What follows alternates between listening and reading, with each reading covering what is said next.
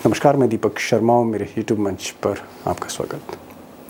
दोस्तों, आज की खबर जितनी संगीन है उतनी ही संवेदनशील भी है। और खबर यह है कि दिल्ली की एक 26 साल की यंग मॉडल जो एक्ट्रेस बनना चाहती थी, अभिनेत्री बनना चाहती थी, उसके साथ हरियाणा के बीजेपी के प्रदेश अध्यक्ष, BJP state president of Haryana के सबसे बड़े बीजेपी के नेता मोहनलाल बडोली ने दुष्कर्म किया है। और इस घटना की जो एफआईआर है पिछले महीने 13 दिसंबर को हिमाचल प्रदेश पुलिस ने दर्ज की है, जिसकी खबर आज सामने आई, महीने भर बाद तकरीबन। और ये जो शर्मनाक घटना है जो इस मॉडल के साथ हुई, ये हिमाचल प्रदेश जो हरियाणा से सटा हुआ है उसके खूबसूरत हिल स्टेशन कसौली में हुई। कसौली के एक आलीशान सरकारी गेस्ट हाउस में, होटल में हुई। सरकारी होटल का नाम रोज़ कॉमन होटल है, जहाँ पर ये घटना हुई है। ये वही होटल है जो आप अपनी स्क्रीन पर देख रहे हैं। और रोज़ कॉमन होटल जहाँ पर ये घटना हुई, जहाँ दुष्कर्म हुआ, उस वक्त बीजेपी स्टेट चीफ के साथ हरियाणा सरकार से जुड़े rock star pop singer Rocky Mittal भी वहाँ पर मौजूद थे। एक बात मैं कहना चाहूँगा कि रॉकी मित्तल बीजेपी के कई लीडर्स, वो चाहे नरेंद्र मोदी हों, जेपी नड्डा हों, तमाम बड़े नेताओं के बड़े चहेते थे। और ये भी उस घटना में शामिल हैं। इनके खिलाफ भी एफआईआर है। रॉकी मित्तल का नाम जय भगवान है और जय भगवान के नाम से एफआईआर में वो नामजद हैं। अब इधर मोहनलाल बडोली की तरफ से जो स्टेट बीजेपी चीफ है, उनकी तरफ से कहा गया है कि इस घटना में उनको फंसाया जा रहा है, क्योंकि जो जांच है वो हिमाचल प्रदेश की पुलिस कर रही है, जहां कांग्रेस की सरकार है। और उनका कहना है कि इस मामले में उनका कोई लेना देना नहीं। ये मोहनलाल का वर्जन है। लेकिन सवाल इस बात का है कि दुष्कर्म की शाम, जिस इवनिंग को ये घटना होती, शर्मनाक घटना होती है, क्या 7 बजे, शाम 7 बजे से लेकर रात 9 बजे तक ये जो मॉडल लड़की है, जो विक्टिम है, उसकी एक सहेली है, इन दोनों लड़कियों के साथ क्या होटल रोज़ कॉमन के होटल रूम में, जहाँ पर ये दुष्कर्म हुआ, 7 बजे से लेकर रात 9 बजे तक, क्या मोहनलाल बडोली की लोकेशन रोज़ कॉमन होटल में थी 7 से 9 बजे? और क्या 7 से 9 बजे जब ये दुष्कर्म हो रहा था, जो एफआईआर में टाइम दिया गया है, क्या इस टाइम में क्या उनके साथ होटल में रॉकी मित्तल भी थे? रॉकी मित्तल भी मौजूद थे। यानी 4 लोग थे, 2 लड़कियां थीं, 2 मॉडल्स आप कह सकते हैं, मॉडल या मॉडल की सहेली, और मिस्टर मोहनलाल बीजेपी चीफ और रॉकी मित्तल जो उनके साथ थे उस सरकारी आलीशान होटल में 7 से 9 बजे क्या ये थे? अब एफआईआर में कुछ और भी बहुत ही संगीन इल्ज़ाम लगाए गए हैं मोहनलाल बडोली पर और रॉकी मित्तल पर। इन मॉडल्स का कहना है कि ये 2 लड़कियां थीं जिनको रूम में बुलाया गया था।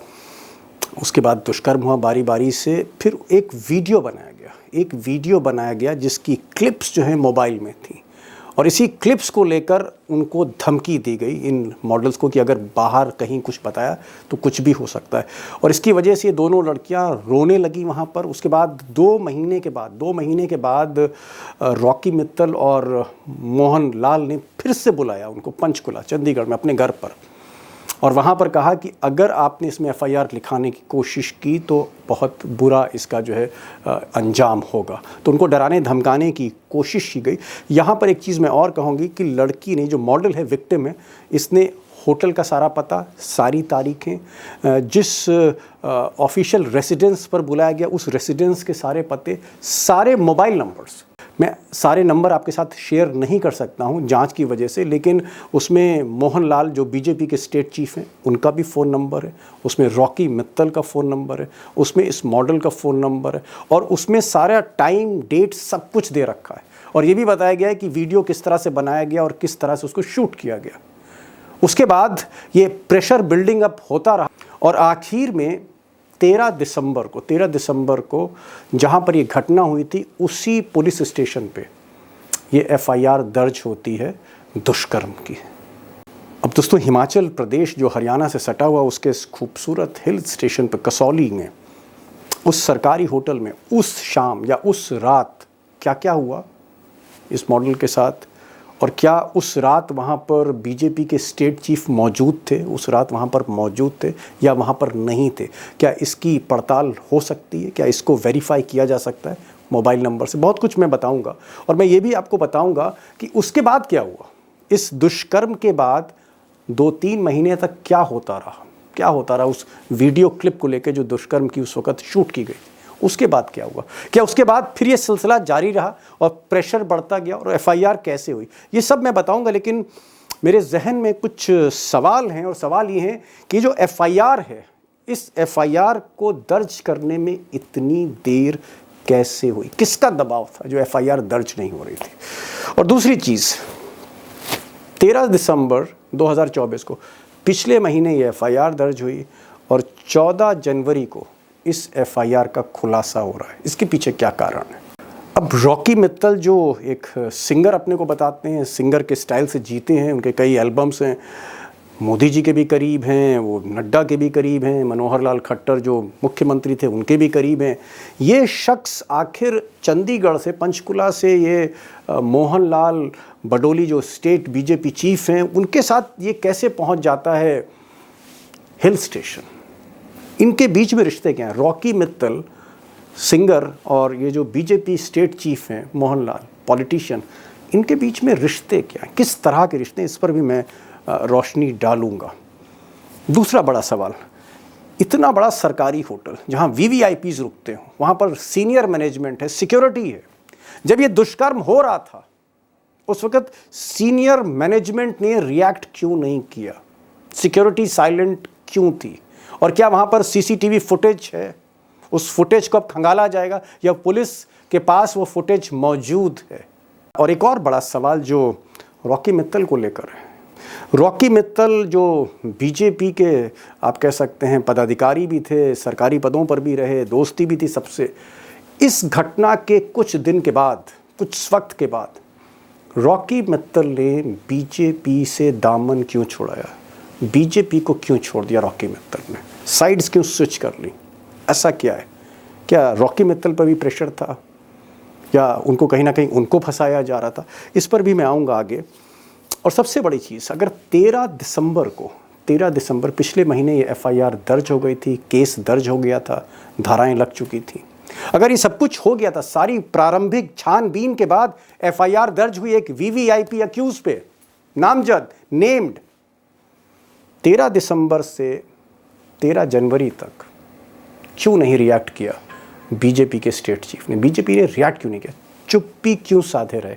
अगर ये साजिश थी तो उसी दिन वो सामने क्यों नहीं आए? क्या एफआईआर करते समय मेन अक्यूज को बताया नहीं गया या उनको इल्म नहीं था कि एफआईआर हो चुकी है महीने भर पहले? अब सबसे बड़ा सवाल तो ये है कि ये घटना चुनाव के बीचों बीच, जब दिल्ली में चुनाव चल रहा है और बगल में हरियाणा के मोहन लाल बडोली जो दिल्ली आ रहे हैं, दिल्ली में बीजेपी की बागडोर संभालने, उस वक्त ये घटना ब्रेक हो रही है, इसका इम्पैक्ट क्या होगा?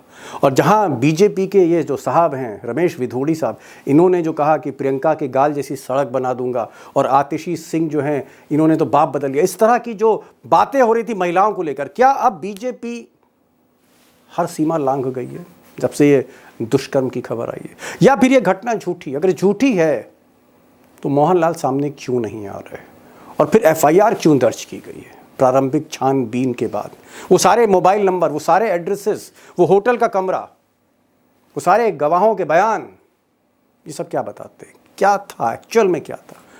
कोशिश करूंगा इसकी तह में जाने की, क्योंकि दोस्तों ये मामला किसी गांव प्रधान का नहीं है, ये मामला किसी विधायक का नहीं है, सभासद का नहीं है, कॉरपोरेटर का नहीं है, मंत्री का नहीं है, ये हरियाणा के प्रदेश बीजेपी अध्यक्ष का है, जिनकी वहाँ सरकार है, डबल इंजन की सरकार है।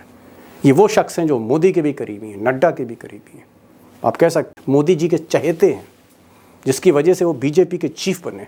नायब सिंह भी चहेते हैं मोदी जी के, जो चीफ मिनिस्टर बने, और मिस्टर मोहन लाल भी चहेते हैं मोदी जी के, जो वहाँ पर प्रदेश के अध्यक्ष बने। अगर एफआईआर हो रही है, कुछ ना कुछ तो उसके पीछे कारण होगा। बड़ी खबर है और इसके इम्पैक्ट्स बहुत ज़्यादा होने जा रहे हैं। अब आज मैंने 3 खास मेहमानों को बुलाया और कोशिश मैंने की, क्योंकि सेंटर स्टेज हरियाणा है, हरियाणा के बीजेपी स्टेट प्रेसिडेंट हैं, बगल में हिमाचल में घटना होती, लड़की कहीं ना कहीं उसके तार दिल्ली से जुड़े हुए हैं। हालांकि लड़की की आइडेंटिटी मैं नहीं आपको बता सकता, ना फ़ोन नंबर बता सकता, मैं कुछ भी नहीं बताना चाहता हूँ, क्योंकि एक जुर्म है अगर विक्टिम के बारे में आप उसको आइडेंटिफाई करेंगे। लेकिन कहीं ना कहीं दिल्ली से रिश्ते हैं उसके, आप यूँ समझ लीजिए सोनीपत से रिश्ते हैं।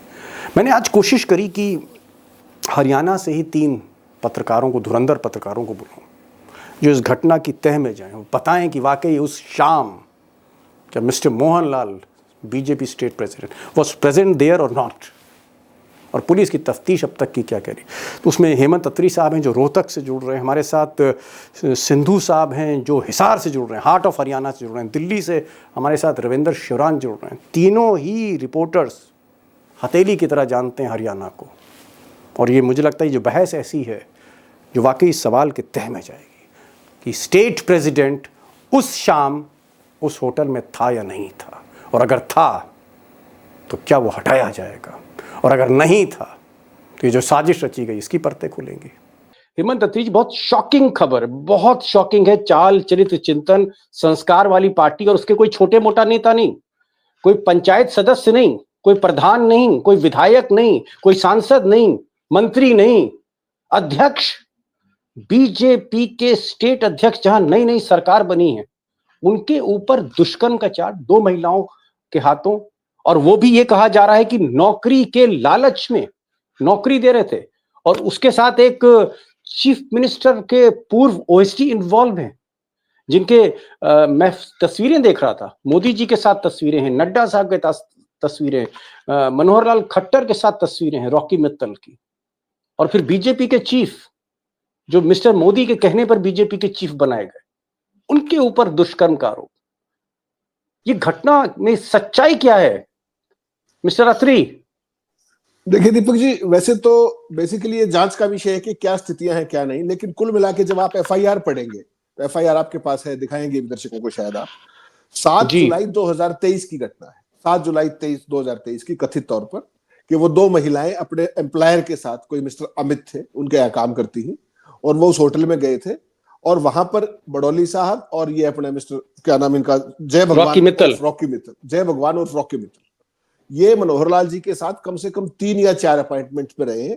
पब्लिसिटी की जो सरकार की होती है, और इनकी बहुत बार मनोहर लाल जी से बिगड़ी बनी ये सब, और दिल्ली की इंटरवेंशन से, आपने जैसा कहा कि सब के साथ फोटो है इनके, उससे दोबारा बनते गए। ये घटनाक्रम इस तरीके के 7 जुलाई 2023 को जो महिला ने कहा कि शाम को 5 बजे हम वहां पहुंचे थे उस होटल में, और 7 बजे के करीब जब वो टहल रहे थे वहां पर, तो वहां पर उनकी मुलाकात हुई उन दोनों से, और 2 ये महिलाएं थी, ये और इनकी सहेली, जो शिकायत करता है, नाम लेना उचित नहीं रहेगा उसका। और उन्होंने कहा कि वहां पर उन्होंने हमें रूम में ले गए, बातचीत हुई, फिर शराब ऑफर की, और फिर बाकी की कहानी जो भी कुछ है उसमें ज्यादा डिटेल में जाने की जरूरत नहीं है। अब इस मामले में 7 जुलाई 2023, आप शराब की कहां बात कर रहे हैं अत्री साहब? बीजेपी का आदमी शराब पिएगा? बीजेपी का आदमी पान, बीड़ी, सिगरेट, तंबाकू, शराब बहुत बड़ी चीज हो गई सर जी। मैं नहीं कह रहा, महिला ने कहा है शिकायत में, लेकिन बीजेपी का चीफ शराब सवाल ही नहीं साहब, उसने कंप्लेंट में कहा है दीपक जी, मैं और आप थोड़ी थे वहां पर, जो उसने कहा है वो बात है। और 7 जुलाई 2023 की घटना है, और 13 दिसंबर मैं तो इसलिए कह रहा हूं क्योंकि बीजेपी के लोग कह रहे हैं कि साहब मोहन साहब तो कोई सवाल ही नहीं, किसी कोई ऐप ही नहीं उनके अंदर, इसलिए तो मोदी जी ने बनाया उनको बीजेपी का चीफ। जी, आप तो ऐप पे ऐप गिना रहे हो साहब, एफआईआर पढ़ के। मैं नहीं गिना रहा, महिला ने कथित तौर पर आरोप लगाए, मेरे शब्द सुनिए, कथित तौर पर। I have been very particular about it. उन्होंने कहा, और 13 दिसंबर 2024 को ये एफआईआर दर्ज हुई कसौली के अंदर। अब पहली बात तो यह है कि 13 दिसंबर से लेकर के ये खबर आज बाहर कैसे आई, एफआईआर जिस तरीके से, और इसकी तो जांच कोई बहुत बड़ा लंबा चौड़ा विषय है ही नहीं, जैसा आपने इंट्रोडक्शन में कहा। केवल 5 मिनट का काम है, 5 लोगों का डंप निकल जाएगा 1 मिनट में, इलेक्ट्रॉनिक, उससे फोन की लोकेशन आ जाएगी, और बाकी सारी जांच अपनी कड़ी में चल पड़ेगी। तो इस पूरे मामले में बहुत गंभीर मामला है ये, और दिल्ली चुनाव को देखते हुए इसकी संजीदगी और भी ज्यादा बढ़ जाती है। आपको पता है दिल्ली हरियाणा से 3 तरफ से घिरी हुई है, तो इस मामले की जांच तत्काल प्रभाव से होनी चाहिए, और इसको एक्सपेडाइट किया जाना चाहिए, और दूध का दूध और पानी का पानी किया जाना चाहिए।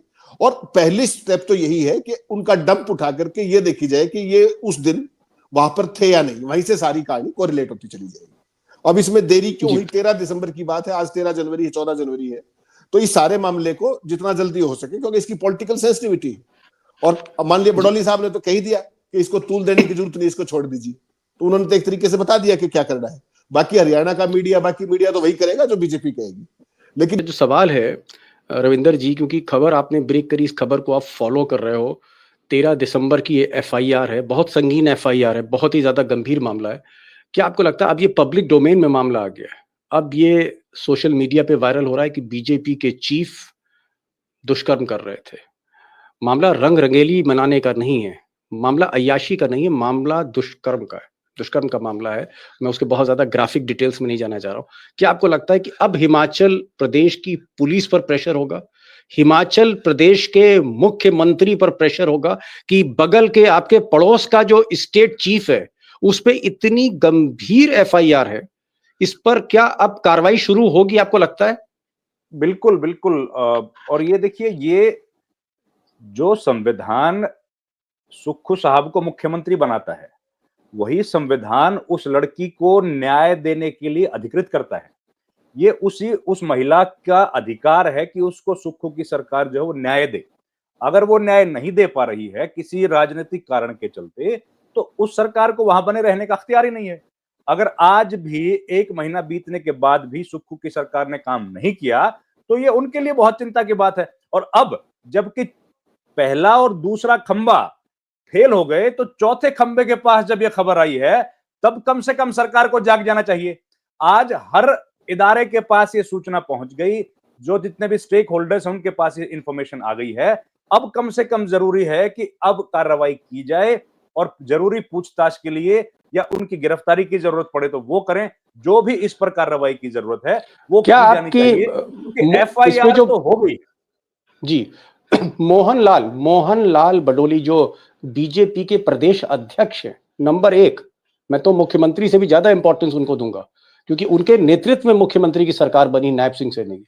क्या इस वक्त मोहन बदौलिया चुप है, या आप लोगों से, मीडिया से कोई बातचीत हुई तो उनका वर्जन क्या है? मोहनलाल बडौली ने यही बात बोली है कि ये मेरे ऊपर जो है पॉलिटिकल कॉन्स्पिरेसी है, और मेरा इस मामले से लेना देना नहीं है। हम लोगों ने अपनी जो अपील है वो कर रखी है, और मीडिया को भी उन्होंने कहा कि आप इस मामले को तूल मत दीजिए। तो उनका एक नपातुला सधा हुआ बयान आया है, जो किसी भी व्यक्ति का, हम लोग देखते हैं कि जब भी किसी व्यक्ति जी पे आरोप लगते हैं, तो वो जब तक कि साबित ना हो तब तक तो कोई मानता नहीं है। लेकिन अब तो मामला मोहनलाल बडौली का नहीं है ना सर, अब मामला तो हाईकमान का है। जो दिल्ली में बैठी भारतीय जनता पार्टी की हाईकमान है, अब तो उसको तय करना है। अब तो तय करना नायब सिंह सैनी को है कि एक व्यक्ति जिनके ऊपर इतने गंभीर आरोप लगे हैं, एक व्यक्ति जो उनके उनके दिशा निर्देश पर इस प्रदेश में उनकी पार्टी काम कर रही है, वो आखिर किस चरित्र के साथ अपने लोगों को गाइड करेंगे। और यही व्यक्ति जो है 5 दिन पहले, 4 दिन पहले दिल्ली में किस तरीके से सरकार बनाई जाए, उसके लिए बैठकें कर रहे हैं।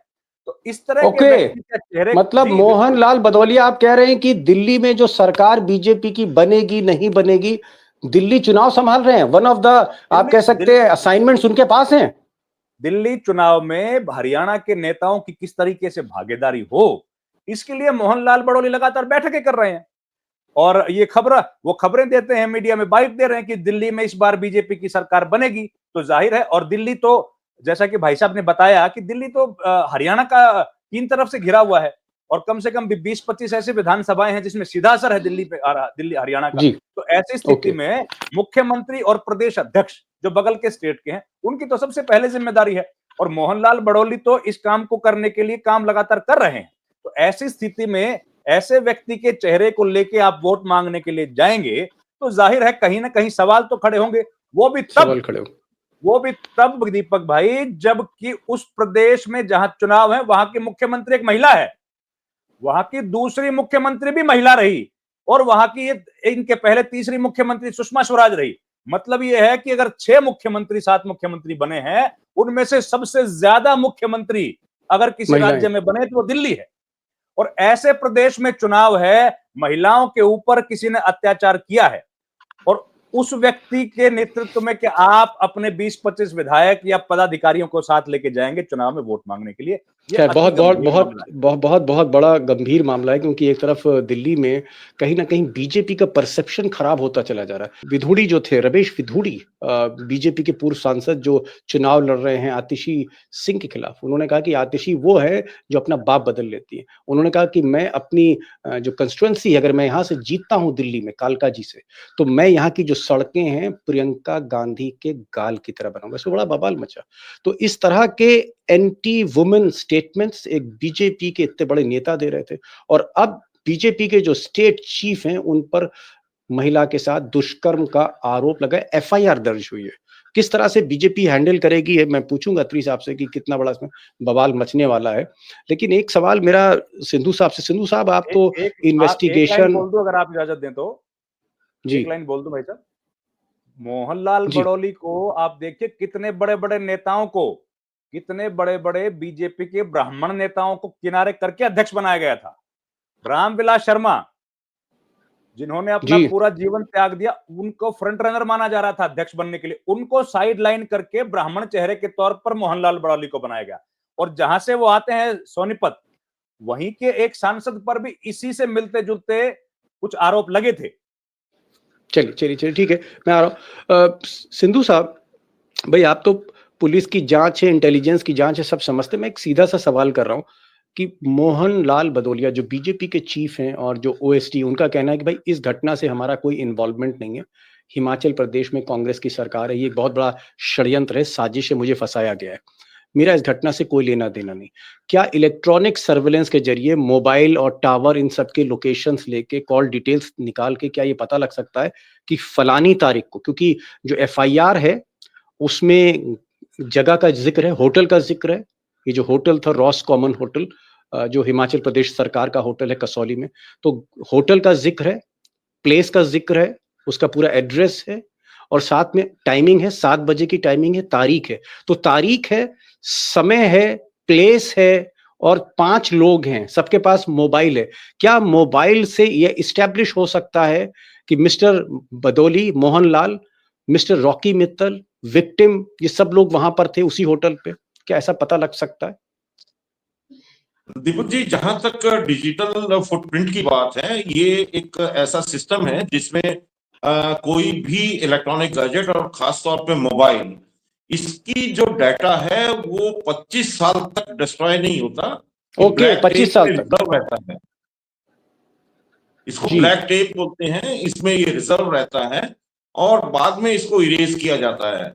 और ये डेफिनेटली जितने भी डाटा ट्रांसफर हुए हैं ये डिजिटल डाटा है और इनका फॉर्मेट कभी चेंज नहीं किया जा सकता।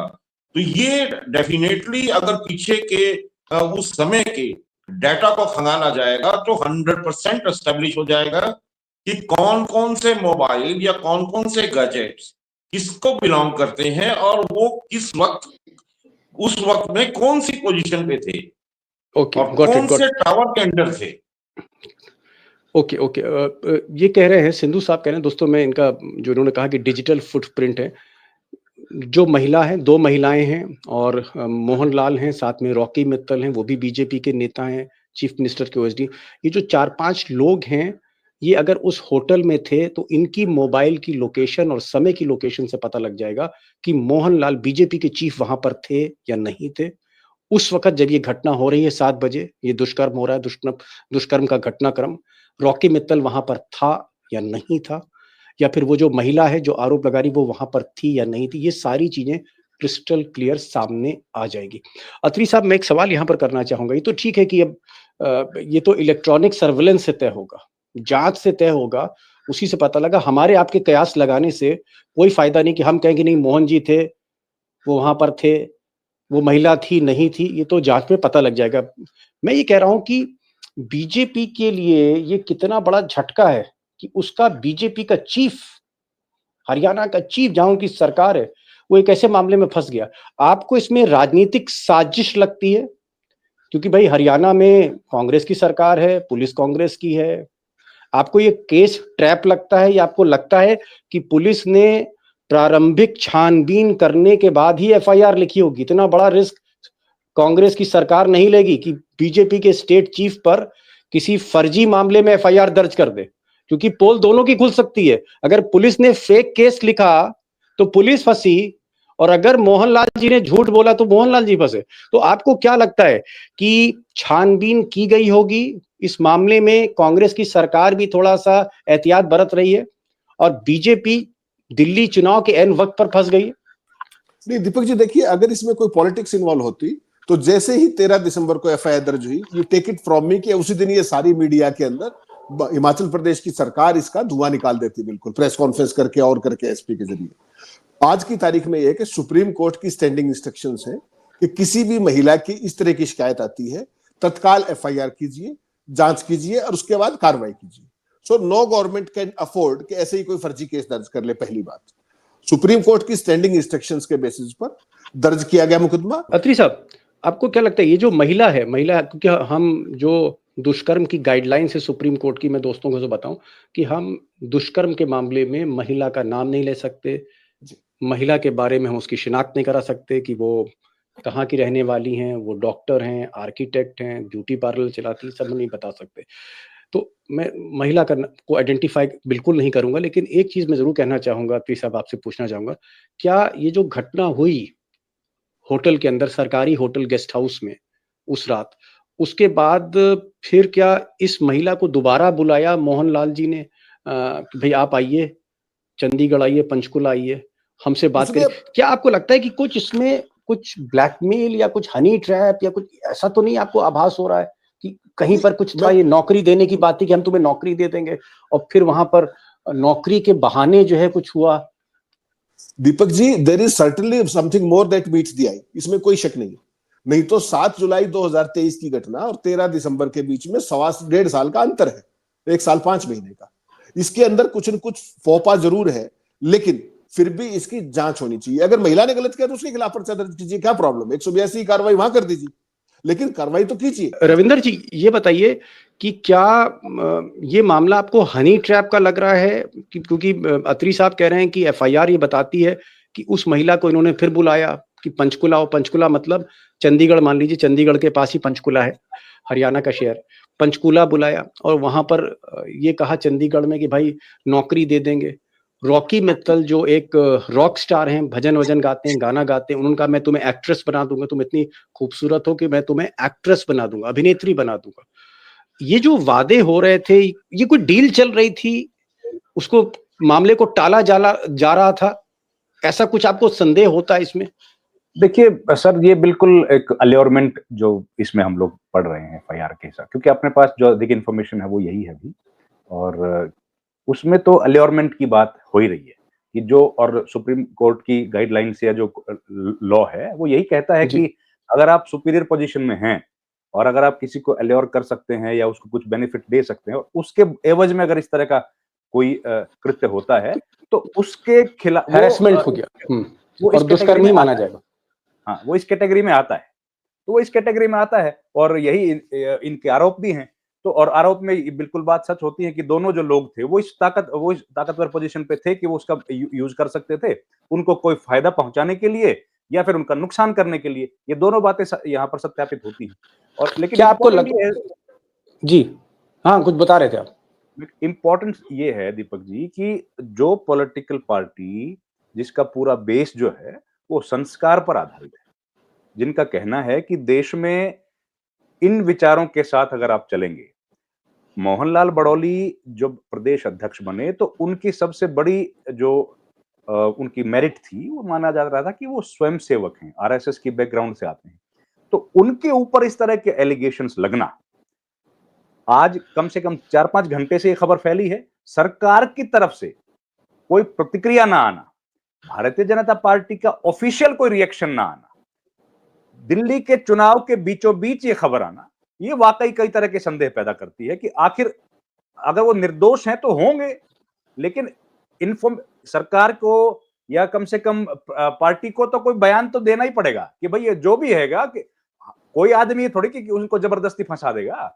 एक चीज पूछना चाहूंगा आपसे सिंधु साहब, क्या आपको लगता है कि ये जांच अगर सीबीआई के पास होती, खैर ईडी तो इस तरह की क्राइम की जांच करती नहीं, सीबीआई के पास होती, दिल्ली पुलिस के पास होती, तो मामला मैनेज हो जाता। अब जो जांच है वो कांग्रेस सरकार के पास है, हिमाचल प्रदेश पुलिस के पास है। आपको लगता है कि वाकई बीजेपी फंस गई है इसमें और ठीक चुनाव के एन वक्त पर फंस गई है? आपको लगता है, या कोई बचाव का रास्ता है कि इस केस को हाई कोर्ट के जरिए या सही से सेटिंग करके सीबीआई ले आओ फिर दबा दो? ऐसा आपको क्या लगता है, वे आउट क्या है मिस्टर मोहनलाल की? या तो मोहनलाल बच जाए कि जांच में ही उनको क्लीन चिट मिल जाए, या फिर ये सीबीआई केस जाए, या मोहनलाल फंस गए? बिल्कुल फंस गए हैं। देखिए, जब एफआईआर दर्ज की जाती है तो एफआईआर दर्ज होती है इतने बड़े मामले में, जो डिस्ट्रिक्ट का उस जिले के जो अधीक्षक प्रारंभिक पुलिस छानबीन। अधीक्षक है, जिसको एसपी कहते हैं, वो एसपी की नॉलेज के बिना इतना बड़ा मामला दर्ज नहीं होता। और उसकी जो प्राथमिक, जब उसमें इन्होंने अपनी दरखास्त दी होगी, उसके बाद इसकी जो प्राथमिक जांच करने के बाद, उन तथ्यों को जांचने के बाद ये खबर दी जाती है अपने जिला अधीक्षक को कि ये ऐसा ऐसा मामला है और ये राजनीतिक व्यक्ति का नाम है जो दूसरे राज्य का एक बहुत बड़ा राजनीतिक चेहरा है। तो ऐसे मामले में उस पुलिस अधीक्षक की जो प्राथमिक उनकी अपनी अंडरस्टैंडिंग है, उसके बाद ये मामला एफआईआर की तरह दर्ज किया जाता है। अब एफआईआर दर्ज जो हो जाती है उसको कोई अब चैलेंज नहीं कर सकता, और उसपे ये तय है कि उसकी जो पड़ताल है वो आगे की जानी है। जैसे कानून की प्रक्रिया है उसको पूरा पालन किया जाना है। अब okay, 2 questions. Okay, got it. 2 small questions and छोटे-छोटे जवाब। अत्री साहब, मैं एक चीज और पूछना चाह रहा हूँ, क्योंकि आपको इतना जबरदस्त एक्सपीरियंस है सरकारों का, और गेस्ट हाउस में भी आप भी रुकते होंगे, वीआईपीज रुकते हैं, आप जाते हैं। मैं ये जानना चाह रहा हूँ कि एक वीआईपी गेस्ट हाउस है, सरकार का होटल है, प्राइवेट होटल नहीं है, किसी का घर और फार्म हाउस नहीं है, गोपाल कांडा का फार्म हाउस नहीं था ये एक सरकारी गेस्ट हाउस है जिसके बहुत एटिकेट्स, रूल्स, रेगुलेशंस होते हैं। और जहां तक मेरी समझ है, सरकारी गेस्ट हाउस में अगर आप कोई अधिकारी है या कोई नेता है या कोई स्टेट चीफ है, प्रोटोकॉल ये कहता है कि किसी महिला को आप नहीं बुला सकते कमरे के अंदर अपने, वो चाहे मुख्यमंत्री ही क्यों ना हो, कोई महिला प्राइवेटली नहीं आप बुला सकते, वो एक ब्रीच है। अगर वो पत्नी है तो ठीक है, बेटी है ठीक है, आपकी फैमिली मेंबर है इमीडिएट ठीक है। 2 महिलाएं कैसे चली गई सरकारी गेस्ट हाउस में? क्या जो वहां का जो स्टाफ है, प्रोटोकॉल है, सब कुछ वहां पर उस सबने आंख में पट्टी बांध रखी थी, या फिर बड़े-बड़े नेता ऐसा करते हैं? नहीं दीपक जी, ये सारे कायदे कानून मेरे और आपके लिए होते हैं। जो इतने बड़े जो लोग हैं वो तो बेचारे बड़े घूमो फिरो, उसने एफआईआर ही कह रही ना कि हम तो वहां टहल रहे थे, वहां टहलते मतलब कोई रोकता टोकता नहीं है? उनको कौन टोकेगा साहब? वो खुद ही टोकते हैं दूसरों को, उनको कौन टोक देगा? आखिरी क्वेश्चन मैं शिवराम साहब से कहूंगा। Shivram Singh, on a very serious note, क्या आपको लगता है कि अब क्योंकि एफआईआर है, इलेक्ट्रॉनिक सर्वेलेंस है, जैसा कि वो कह रहे हैं कि मोबाइल फोन से सब पता लग जाएगा, कांग्रेस पार्टी है, कांग्रेस की पुलिस है, सरकारी आलीशान होटल है, उस होटल में सीसीटीवी भी होंगी, तो सबूत तो बहुत होंगे। क्या आपको लगता है देर सवेर ये मामला तूल पकड़ेगा, तो कांग्रेस छोड़ेगी नहीं इस मामले को? अब जो हो गया तो हो गया। क्या मोहनलाल के करियर की बहुत बड़ी घटना है, और क्या उनकी कुर्सी भी जा सकती है, या बीजेपी बचाने की आखिरी दम तक कोशिश करेगी और इस घटना को झूठा साबित करेगी? मुझे लगता है देर हो चुकी जो होनी थी, अब इस पर फैसला ही होगा, क्योंकि 1 डेढ़ महीना बीत चुका है और 15 दिन के बाद विधानसभा चुनाव है। ऐसे में बीजेपी इतना बड़ा रिस्क लेगी नहीं कि वो इस मामले को और तूल पकड़ने दे। उनको तुरंत कोई ना कोई फैसला करना पड़ेगा। मैं एक चीज कहना चाहूंगा दोस्तों कि सबसे बड़ी गलती जो, अगर मोहनलाल इसमें इन्वॉल्व हैं, बीजेपी के स्टेट चीफ, सबसे बड़ी गलती यह है कि वो अगर हरियाणा में ही होते, हरियाणा का ही कोई गेस्ट हाउस होता, उनकी पुलिस होती, तो ये घटना सामने नहीं आती, मैनेज हो सकती थी, अगर ये घटना सच है। सबसे बड़ा दुर्भाग्य, उनकी बदकिस्मती ये है कि वो पहाड़ों पे जाना चाहते थे, पहाड़ हरियाणा में है नहीं, पहाड़ हिमाचल में ही थे। वैसे उनके पास चॉइस थी, अगर उत्तराखंड आते तो शायद मसूरी में भी बच सकते थे, क्योंकि वहां भी बीजेपी की सरकार। तो सबसे बड़ा जो मैं कहूंगा इसमें जो सबसे दुखती रग है एफआईआर के अलावा, क्योंकि वहां पर जो पुलिस है, जो इन्वेस्टिगेशन है, कांग्रेस के हाथ में, कांग्रेस के हाथ में इन्वेस्टिगेशन है, और अक्यूज बीजेपी का स्टेट चीफ है। आप सोच सकते हैं इस घटना में आगे क्या होगा। बहरहाल, जब तक अरेस्टिंग नहीं होती, पुलिस ये मानती नहीं है कि हाँ प्राइमा फेसाई चार्ज सही है, तब तक मुझे लगता है कि हम ये कह दें कि साहब दुष्कर्म में शामिल थे और दुष्कर्म उन्होंने किया, ये मैं नहीं कह सकता हूँ, और ना ही मैं विक्टिम को आइडेंटिफाई कर सकता हूँ। पुलिस को ही इसमें दूध का दूध, पानी का पानी करना है। बीजेपी के साख पर, बीजेपी के संस्कार की जो वचन है उस पर एक बहुत बड़ा बट्टा लगा है, और इस घटना इसलिए इतनी नाजुक है, इसलिए एक पॉलिटिकल टर्मोइल कर सकती है क्योंकि इलेक्शन के बीचों बीच दिल्ली के पड़ोसी राज्य हरियाणा, उनके स्टेट चीफ जो दिल्ली में चुनाव की बागडोर संभाल रहे थे, वो फंस गए। अत्री साहब आप आए, बहुत कुछ आपने आज बोला भी, डराया भी, हमको समझाया भी आपने, और रविंदर जी आपने खबर ब्रेक करी। बहुत अच्छी खबर तो नहीं है, ऐसी खबर की मैं तारीफ करूं, लेकिन हाँ खबर आपने ब्रेक करी, सबसे पहले आपको खबर मिली।